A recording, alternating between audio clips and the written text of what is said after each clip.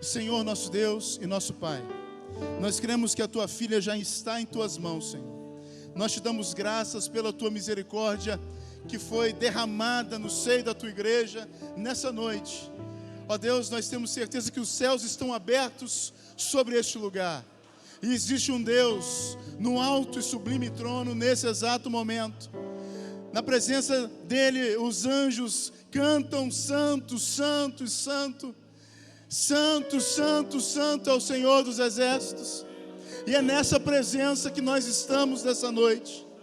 Te pedimos, Pai, que o Senhor fale conosco, fale com o Teu povo, com a Tua igreja, aquilo que o Senhor necessita que a Sua igreja ouça, Pai. Ó Deus, nessa noite entregamos os nossos corações diante do Teu altar. Essa é a oração que nós fazemos a Ti, em nome de Jesus. Amém. Graças a Deus. Cumprimento os irmãos com a paz do Senhor. Pode sentar, irmãos. Nós estamos felizes por estar mais uma vez na casa do Senhor. Mais feliz ainda por ter a oportunidade de falar da sua palavra. Eu estou feliz em revê-lo, irmão Silvio. Irmão Silvio é filho da irmã saudosa, irmã Joselita. Irmã Joselita, ela teve um papel muito importante na minha vida quando eu cheguei aqui em Santa Cecília. E eu louvo a Deus pela vida da sua mãe, pela vida de todos vocês. Nós estamos felizes por estarmos aqui na casa do Senhor. Hoje de manhã, o Rael me encontrou na porta da igreja e me disse assim: o repertório está pronto, você lembra? E eu falei: lembra não, menina, não lembra disso não. Se nós tivéssemos combinado, não tinha dado tão certo. E eu louvo a Deus, irmãos, porque o nosso Deus é fiel. Sentado do jeito que você está mesmo, abre a sua Bíblia no livro de Mateus, no Evangelho de Mateus. O que nós vamos falar nessa noite, aquilo que o Senhor tem colocado ao nosso coração, é algo pouco pregado, irmão, nos nossos altares, mas de uma urgência muito grande. Mateus, no capítulo 25, a partir do verso 14. E eu gostaria que você, de forma silenciosa, me acompanhasse na leitura. São Mateus, todo mundo já achou? Mateus 25, 14 diz assim: porque isso é também como um homem que, partindo para fora da terra, chamou seus servos e lhe entregou-lhes seus bens. A um deu 5 talentos, a outro 2, e a cada um segundo a sua capacidade, e ausentou-se logo para longe. Não, para um deu 5, para outro deu 2, para outro deu 1, segundo a sua capacidade, e ausentou-se para longe. Segundo o quê? A sua capacidade. Não esquece disso não. E tendo ele partido, o que recebera 5 talentos, negociou com eles e granjeou outros 5 talentos. Da mesma sorte, o que recebera 2, granjeou também outros 2. Mas o que recebera 1, foi, cavou na terra, escondeu o dinheiro do seu senhor. E muito tempo depois, veio o senhor daqueles servos e pediu conta a eles. Pediu o quê? Conta. Então aproximou-se o que recebera 5 talentos e trouxe outros 5, dizendo: Senhor, entregaste-me 5 talentos, eis aqui outros 5 talentos que granjeei com eles. E o Senhor lhe disse: bem está, servo bom e fiel. Sobre o pouco foste fiel, e sobre o muito te colocarei. Entra no gozo do teu Senhor. E chegando também o que tinha 2 talentos, disse: Senhor, entregaste-me 2 talentos. Eis que com eles granjeei outros 2 talentos. E disse-lhe o Senhor: está bem, bom e fiel servo. Sobre o pouco foste fiel, e sobre o muito te colocarei. Entra no gozo do teu Senhor. Mas chegando também o que recebera 1 talento, disse: Senhor, eu conhecia-te, que és um homem duro, que ceifas onde não semeastes, e que ajunta onde não espalhastes. e atemorizado, escondi na terra o teu talento. Aqui tens o que é teu. Respondendo o Senhor, disse-lhe: mau e negligente servo, sabias que eu ceifo onde não semeei e ajunto onde não espalhei? Devias ter dado o meu dinheiro aos banqueiros, e quando eu viesse, receberia o meu dinheiro com juros. Tirai-lhe todo o talento e dai-lhe ao que tem os 10 talentos, porque a qualquer que tiver será dado, e terá em abundância. Mas o que não tiver, até o que ele tem lhe será tirado.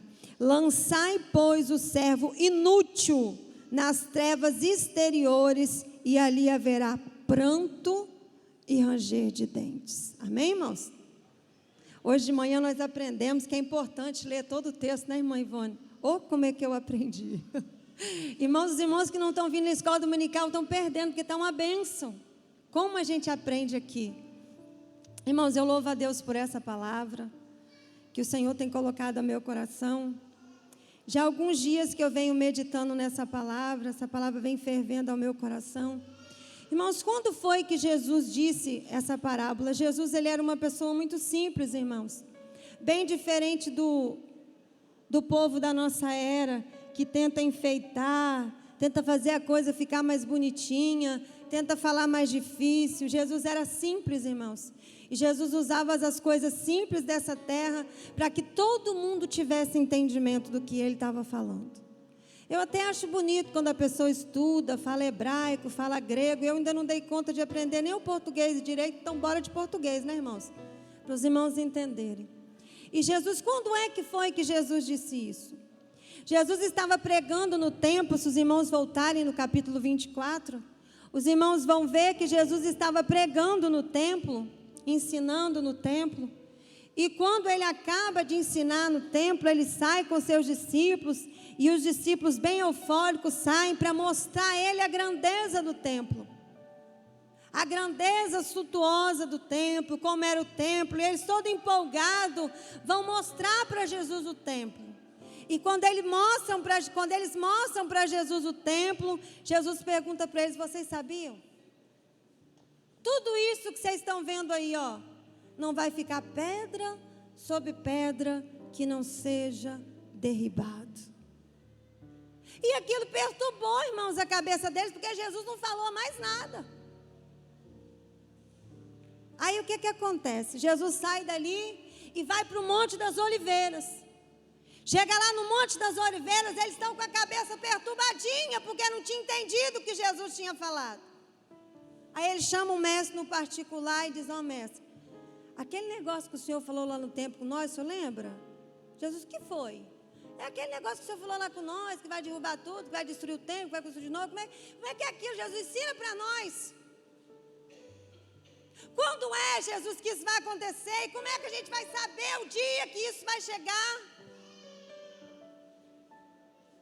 O Senhor vai dar algum sinal para nós ter assim, ciência de que o dia está chegando? Como é que vai ser? Aí Jesus começa a descrever para eles, a partir do capítulo 24 de Mateus, como seria o tempo do fim, o que se daria, como iria acontecer, quais seriam os sinais que iriam acontecer. Jesus começa a descrever para eles que existiria guerra, que haveria guerra, terremoto, peste, falso profeta. Foi uma das coisas que Jesus mais advertiu eles: cuidado com aqueles que vêm vestidos de ovelhas, dizendo que está pregando a verdade, mas eles estão pregando a mentira. Fiquem atentos. Irmãos, isso nunca foi tão urgente como nos nossos dias. Tem tanta gente sendo enganado dentro da igreja, irmãos, por ventos de doutrinas, ou por doutrinas distorcidas. E Jesus começou a ensinar para eles: cuidado, cuidado. E depois começou a falar para eles dos sinais que iriam acontecer. Vocês vão ver terremoto, vai ter peste, vai ter guerra, o amor vai esfriar. E Jesus começa a ensinar para eles minuciosamente como se daria os acontecimentos. Algum deles foi falado, como nós aprendemos aqui na escola bíblica de manhã, para o povo de Israel naquela época, e já se cumpriu alguma das coisas que Jesus disse no capítulo 24. Jesus disse para eles: o amor vai esfriar, o pai vai virar contra o filho vai virar contra o pai, ninguém vai se amar mais.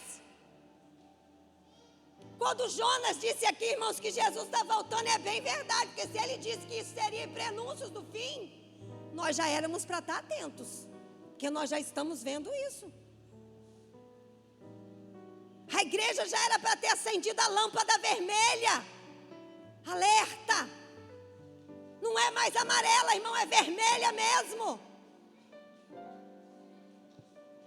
E Jesus começa a descrever para eles. Depois Jesus começa a descrever a necessidade de permanecer fiel, de estar fiel esperando aquele dia, de estar vigilante esperando aquele dia. Então Jesus primeiro fala com eles como se daria, o que aconteceria. Depois Jesus começa a dizer para eles como eles se comportariam, como eles deveriam se comportar. Na parábola das 10 virgens, Jesus fala de forma clara que é preciso estar atento, vigilante. Porque se você ficar despercebido, o texto diz que ele vem igual um ladrão e quando viu já foi, você não viu. Ensina como vai acontecer, os sinais de como deveria acontecer. Agora ele começa a ensinar como nós devíamos esperar. Nós não devíamos, ele está dizendo que nós não devíamos esperar ele de qualquer maneira, aleatoriamente. Ele vai vir, vai.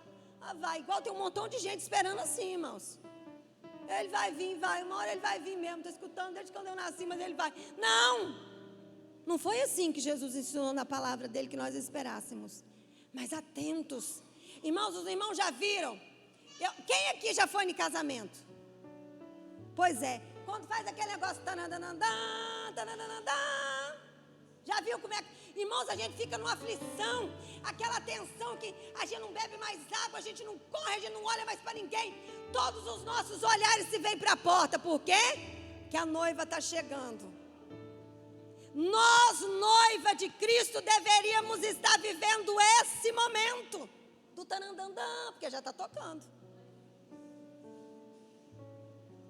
Com os olhos fitos, esperando, porque ele vai apontar na porta a qualquer momento. É a qualquer momento. Para muitos irmãos, ele está atrasado, está demorando demais. Tem gente que já perdeu até a fé, nem acredita mais que ele vem. Tem gente, irmão Josi, que já esperou tanto que ficou desanimado. Crente. Em outro tempo estava aqui sentado igual você está aí esperando. Só que ele achou que demorou demais. Mas Jesus disse que é para a gente esperar até o dia que ele voltar. E com a mesma firmeza, irmãos. Não, um dia está bem, outro dia está mal, um dia está animado, um dia está desanimado. Não. É com a mesma firmeza, todo dia ele vem. Está difícil, mas ele vem. Eu estou cansado, mas ele vem. Parece que não tem mais jeito, mas ele vem. Está todo mundo falando que a destruição vai tomar conta do Brasil. Eu não estou nem aí, porque ele vem. Você tem que dormir acordando, pensar nisso. Dormir e acordar pensando nisso. Se você fizer assim, irmãos, nada vai te desanimar. O desemprego bateu, ele vem. A enfermidade chegou, ele vem. Não tem dinheiro para fazer nada, mas ele vem. O que mais nos importa, irmãos? Ele vem. E Jesus ensinou a eles que deveria ser assim, com essa intensidade. Agora, no capítulo 14, no capítulo 25, no verso 14, ele começa a ensinar uma coisa muito importante. Ele ensinou o que ia acontecer, como nós deveríamos esperar, Agora ele ensina no capítulo 25, e a partir do verso 14, é algo muito importante. Haverá prestação de contas quando ele chegar. Você achou que ia ser de qualquer maneira, né? Vai não. Ele vem para pedir contas do que nós fizemos. O texto que nós lemos, irmãos, é bem claro quando ele diz que o reino do Senhor é como um homem, um fazendeiro. Eu já expliquei aqui para as irmãs no ciclo de oração, um fazendeiro. Muito rico, irmãos, muito rico. Que ele vai fazer uma viagem.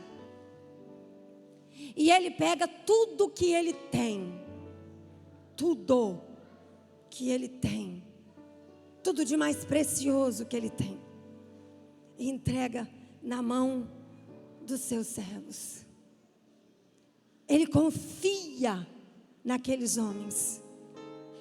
Ele viaja, irmãos, para longe. Naquela época não tinha telefone, celular, não sei nem se tinha como é que mandar carta, não sei como é que funcionava. Então ele não ia ficar nem sabendo o que estava acontecendo, mas ele confia naqueles servos. E a Bíblia diz que quando vai chegando o dia dele partir, ele chama 3 da confiança dele. Vem cá.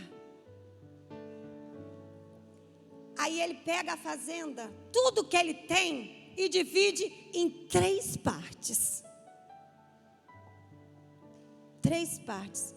Não são iguais as partes que ele... É muito interessante nós observarmos que ele não divide em partes iguais. O texto diz que para um ele dá 5. Irmãos, eu estava lendo hoje, estudando, nunca tinha parado para pensar. A palavra de Deus é rica, irmãos, eu nunca tinha curiosidade de procurar saber. Eu li hoje que um talento representa mais ou menos 20 anos de trabalho de uma pessoa comum. Pensa, 20 anos de trabalho de uma pessoa comum. Foi coisa barata que aquele Senhor deixou na mão daqueles homens? Imagina você juntando dinheiro, Paulo, 20 anos depositando. E ele divide tudo aquilo em 3 partes. Para um ele dá 1, para outro ele dá 2 e para outro ele dá 5. Aí a gente às vezes se perturba e pergunta, mas por quê? Ele gostava mais de um do que de outro. Um era mais bonito do que o outro. Agora está uma guerra, irmão, desse negócio de racismo, só o sangue de Jesus. Nem um alvo mais que a neve, não pode cantar mais, né? Será que um era moreninho, o outro era branquinho, ele confiou mais no branquinho? Não. O texto, irmãos, é claro em dizer, ele dividiu de acordo com a capacidade de cada um. Deu para cada um o que ele tinha condição de administrar. Porque o dono daquela fazenda já convivia com eles há muito tempo e os conhecia. O seu Senhor te conhece. Se você não sabe, eu quero te contar isso nessa noite. Ele não se enganou quando ele te deu 1, 2, 3, 4 ou 5, não. Sabe por quê, irmãos? Se ele tivesse dado algo que tinha condição de lidar com 5, ele ia morrer fadigado. Nos nossos dias não está diferente, um tanto de gente fadigada. Nada para ele está bom, apavorado, porque Deus deu para ele 1 e ele quer abraçar 5, mas ele não dá conta de 5, só dá conta de 1. E aquele Senhor divide a terra segundo a capacidade de cada um e viaja. Vai embora, irmãos. Deixa eles trabalhando, deixa eles negociar. Irmãos, e vai, deixa eles negociar. Irmãos, eu fico... Não sei se os irmãos são assim. Às vezes eu começo a ler uma história e eu começo a fazer história dentro da minha cabeça. Aí eu fico pensando que para um, ele deu para administrar a questão das verduras, das frutas, que era um negócio mais fácil para lidar, que era só plantar, colher, para outro ele entregou para ele os bois, os cabritos, tudo que ele tinha. E para outro, ele entregou a administração das finanças, que era a coisa mais séria, precisava de ser uma pessoa mais estudada.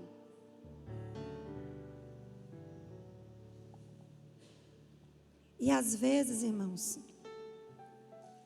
o nosso Senhor, Ele faz exatamente desse jeito nos nossos dias. Ele se ascendeu ao céu, logo depois que Ele deu essas instruções aqui, que Ele morre, que Ele ressuscita, que Ele vai para o céu. Ele deixou exatamente a sua obra, a sua seara, na minha e na sua vida. Se você não sabe, eu quero te alertar nessa noite. Que Ele chamou a gente lá na secretaria do céu e disse, está aqui, ó, tudo que eu tenho está na mão de vocês. Vou precisar voltar para o lugar da onde eu vim. E vai ficar tudo na mão de vocês. Vocês vão administrar aí, vocês vão comprar, falando na fazenda, vocês vão comprar, vocês vão vender, vocês vão fazer o que for necessário, mas a minha fazenda precisa prosperar. E foi assim quando Jesus se ascendeu ao céu. Irmãos, às vezes nós imaginamos que a obra de Deus é para nós um fardo. Está aqui na igreja todo dia, meu Deus, já vim na segunda, vou na terça de novo. Jesus tem misericórdia, tem cuidado de criança. As crianças da igreja são terríveis, não estou aguentando mais. Quando você pensar assim, você lembra, o seu Senhor deixou o que Ele tinha de mais precioso na sua mão. Ele confiou em você. Ele acreditou em você. Não é fardo, irmãos. Eu confesso, irmãos, que eu cresci a vida toda ouvindo que ser esposa de obreiro era uma tribulação, ser mulher de pastor era uma tristeza, oh, coisa difícil. Até o dia, irmãos, que eu ouvi alguém pregar que abriu a minha mente, e ela pregou exatamente sobre isso. É privilégio, não é fardo, irmãos. Se o prefeito de Cariacica, irmãos, chamar você hoje no gabinete dele e dar para você um cargo de confiança, você vai vir de lá pulando de alegria. Vai botar no Facebook, vai botar no Instagram, se for possível vai fazer até um outdoor. O Rei dos Reis e Senhor dos Senhores te deu um cargo de confiança e você menospreza. Fala que é fardo, fala que é difícil. O que você tem feito com aquilo que Deus te deu? Já parou para pensar? Porque Ele te deu, nem que seja um, mas o texto não diz que ficou ninguém sem nada. Irmãos, é interessante que aquele que pegou um, talvez ele pode ter pensado o seguinte: deu 2 para o Pedro, deu 5 para o João, vai fazer conta de um que eu ganhei? Vai nada. E é assim que às vezes a gente pensa. O que a gente tem é pouco demais. Eu não vou fazer nada para o Senhor. Eu não vou fazer nada para melhorar as coisas na casa do Senhor, nem para melhorar a vida dos meus irmãos, porque o que eu tenho é pouco demais. O que é que eu tenho? Tem gente que diz que não sabe fazer nada. Mentira, irmãos. Tira, você sabe sim. Quando Deus te criou, quando Ele te chamou, Ele não se enganou não, Ele te conhecia. Eu anotei um negócio aqui. A gente vai ficando velho, não lembra de tudo mais, tem que anotar, né? Talento é a oportunidade usada para usar nossas capacidades. É isso que é talento. O que você sabe fazer?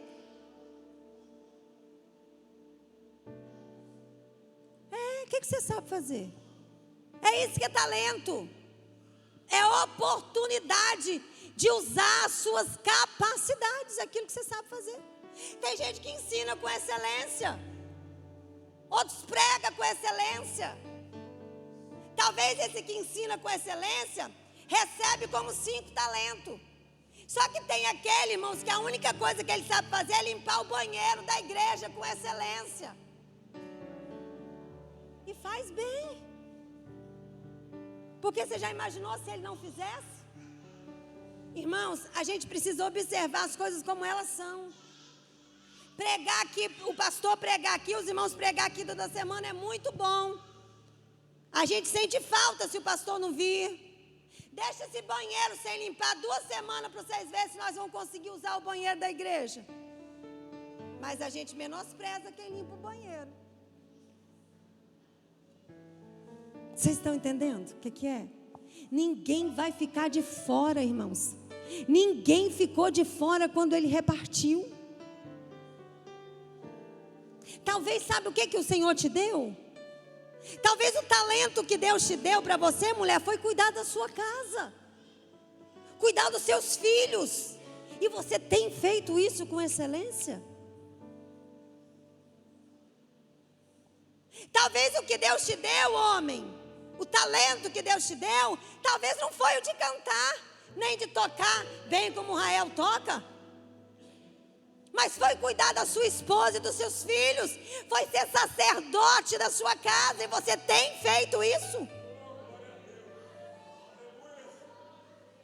Ou seus filhos estão sendo criados pela televisão e pelo computador? Irmãos, Deus vai pedir conta. Eu estou aqui para te lembrar disso, que Deus vai pedir conta. Vai pedir conta do que Ele te deu.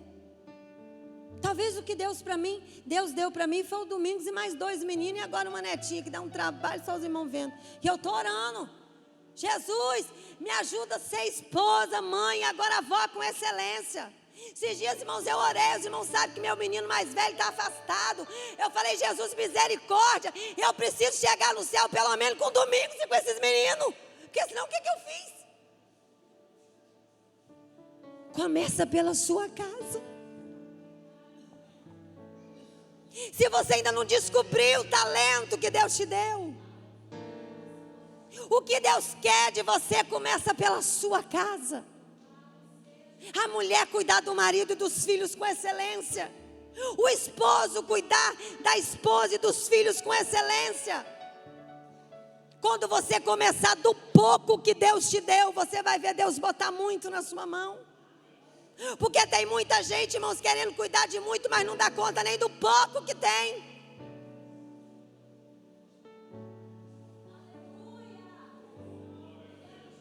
Ele quer tomar conta do rebanho, mas ele não dá conta nem da mulher e dos filhos.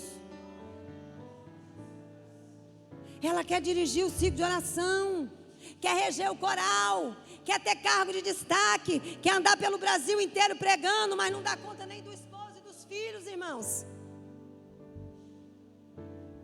O texto é claro, quando ele volta, quando o Senhor volta, porque ele volta.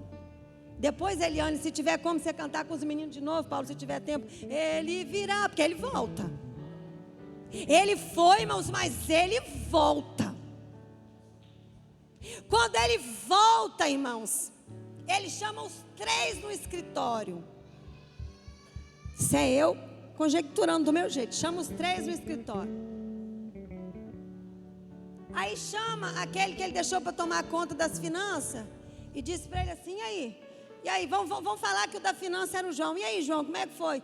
Meu senhor, foi uma bênção.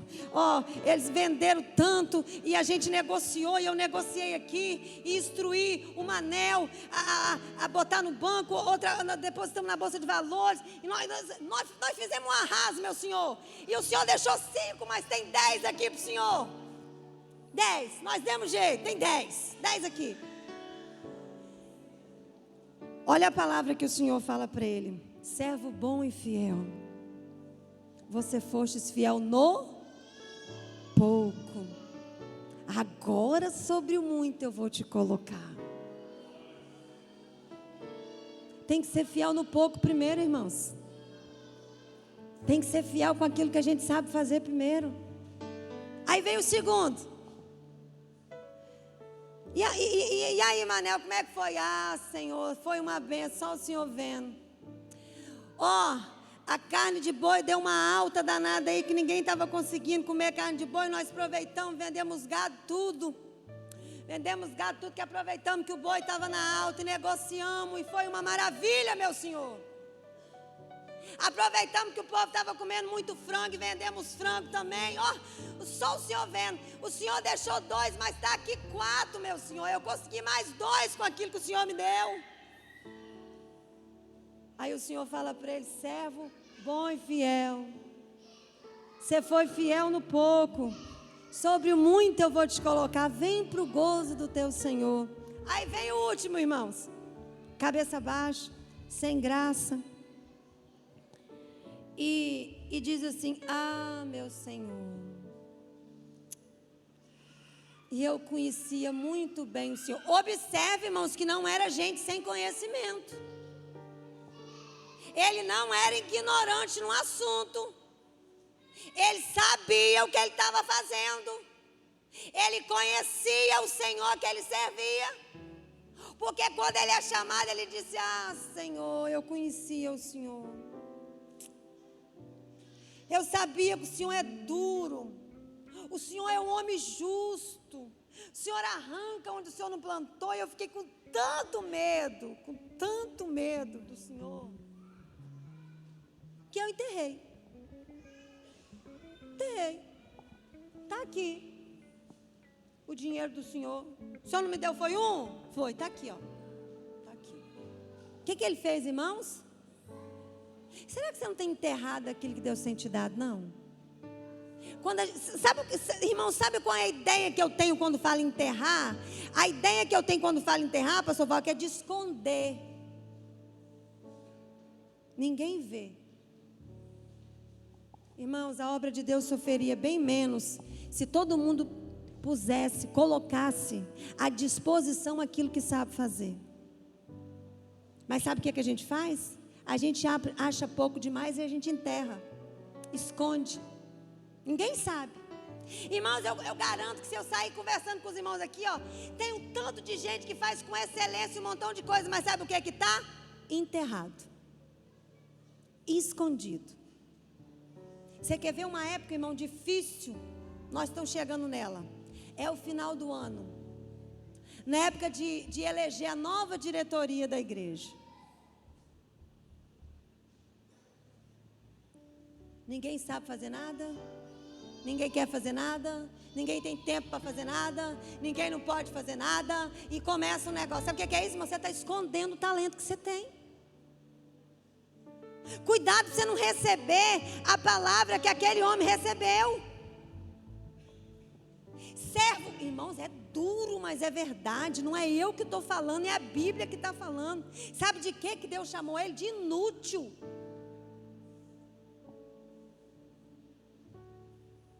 Irmão, se você está pegando pesado demais, não, é a Bíblia.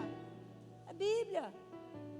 Infiel, inútil. Será que você não podia ter botado pelo menos no banco? Eu li hoje sobre isso. Diz o seguinte, quer ver? Eu vou ler para vocês aqui.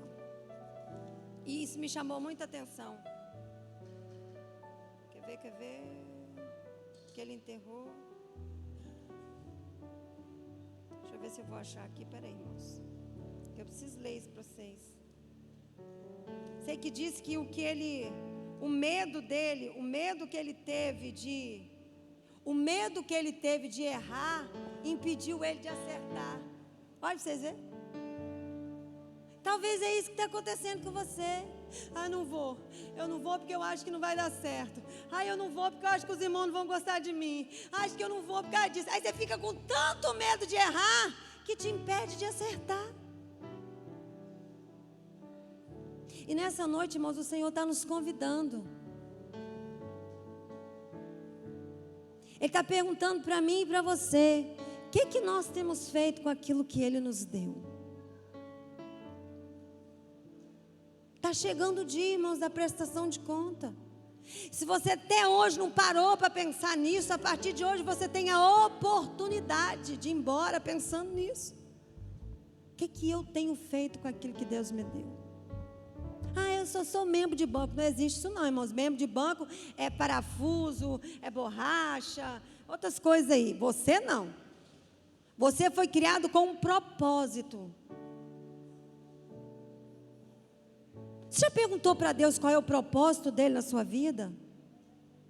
Irmãos, nós não podemos viver aleatoriamente como se nada tivesse acontecido, não.